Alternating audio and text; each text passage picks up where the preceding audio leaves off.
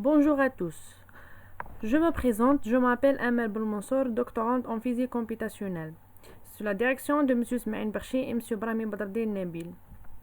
Aujourd'hui, j'ai l'honneur de présenter devant vous l'essentiel de notre travail qui s'intitule Propriétés magnétiques des fils minces magnétiques Ashkenteller au point spécial, une étude de simulation de Monte Carlo. Les propriétés magnétiques d'un système de taille finie tel que les fils minces ont un grand intérêt et ont fait l'objet de plusieurs études théoriques et expérimentales. Du point de vue théorique, il y a plusieurs modèles qui ont été appliqués aux fils minces, tels que le modèle Ising, le modèle de Heisenberg, le modèle Bloom-Kapell et le modèle de Bloom-Emily-Griffith. Et nous sommes intéressés pour la première fois à notre connaissance à un modèle magnétique appliqué aux fils minces appelé modèle Ashkenteller, qui a été introduit en 1943. Ce modèle est l'un des modèles les plus importants en physique statistique en raison de la richesse des phénomènes critiques révélés par ces diagrammes de phase bidimensionnels et tridimensionnels. Le modèle Ashkenteller est défini comme une généralisation du modèle Ising à un système à 4 composants. Ce modèle proposé initialement pour un mélange à 4 composants. Notre système est décrit par la méthode de modèle Ashkenteller qui est décrit comme une superposition de deux modèles Ising couplés par un terme d'interaction d'échange à 4 composants. Alors, notre système peut être écrit comme suite, où la sommation n'est effectuée que sur les paires de spins les plus proches voisins, tandis que les spins S et sigma sont situés sur le site d'une raison cubique et prennent les valeurs plus ou moins 1. Les simulations sont effectuées par une méthode numérique non perturbative appelée méthode de Monte Carlo. Tout d'abord, c'est quoi cette méthode? La méthode de Monte Carlo est une méthode de simulation probabilistique basée sur l'échantillonnage aléatoire et l'analyse statistique. Cette méthode désigne une famille de méthodes algorithmiques qui permet d'engendrer un grand nombre de configurations et de faire la moyenne statistique sur les grandeurs macroscopiques. Et nous avons utilisé dans notre travail l'algorithme de Metropolis. Dans cette section, nous avons étudié l'effet de l'interaction du change à 4 composants de surface et de volume sur les diagrammes de phase et les propriétés magnétiques d'un fil mince ferromagnétique à spin 1,5. La figure 1 présente l'effet du couplage d'échange à 4 composants de surface et de volume sur les diagrammes de phase pour différentes épaisseurs de film, où les températures critiques sont calculées à partir de la divergence des susceptibilités associées aux augmentations. Nous pouvons observer ici que toutes les courbes se coupent au même point appelé point spécial, avec la valeur égale à 1, associée aux trois états de spin qui est S, sigma et sigma S, où la surface et le volume sont devenus simultanément critiques, correspondent à la température critique qui est 4,5. Dans cette partie, nous avons étudié les propriétés thermodynamiques. La figure 2 présente les augmentations de surface et par site en fonction de la température au point spécial qui est égal à 1 pour différentes épaisseurs de film.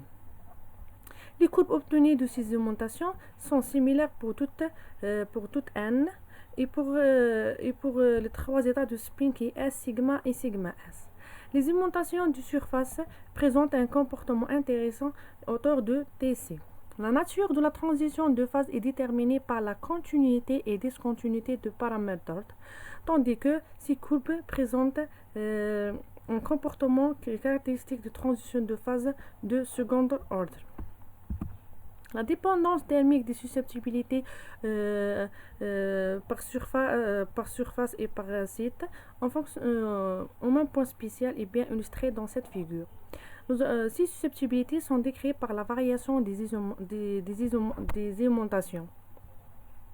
Ensuite, nous pouvons observer que toutes les pics de susceptibilité sont identiques et ont la même température critique associée aux trois états de spin qui est S, sigma et sigma S et pour chaque n de film. Dans cette partie, nous avons calculé les exposants effectifs et les exposants critiques de l'augmentation de surface au point spécial et aux températures critiques. L'évolution de l'exposant effectif de surface en fonction de la température réduite pour différentes épaisseurs de film dans le cas où le couplage d'échange à 4 composants de surface égale à 1 et de volume égale à 0 est bien illustré dans cette figure. Cette figure montre l'augmentation de bêta effectif pour les spins S et sigma avec la croissance du nombre de couches n égale 4 jusqu'à 20 et diminue de manière presque linéaire avec l'augmentation de la température réduite.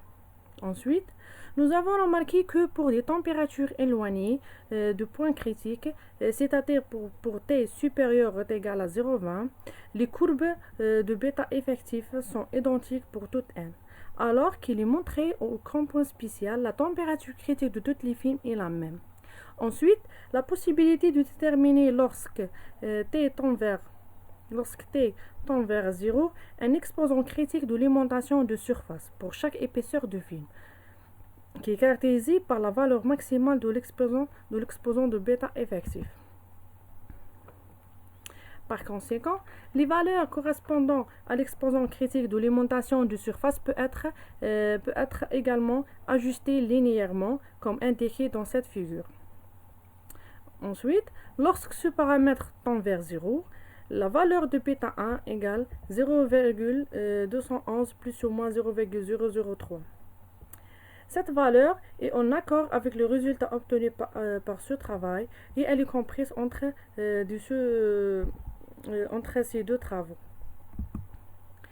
Dans notre travail, nous avons conclu que les diagrammes de phase présentent différents rapports de l'interaction de change de surface au point spécial, où tous les épaisseurs de film ont la même température critique. Cette température peut être inférieure, supérieure ou égale à la température critique du système de volume. Le rapport de l'interaction du change de surface et volume au point spécial dépend du couplage à 4 composants. Le système présente un comportement de transition de phase de second ordre à partir de la variation de couplage d'échange. Les exposants critiques de l'alimentation de surface sont calculés à partir de l'exposant effectif de surface en ajustant linéairement les valeurs correspondantes à bêta 1,1.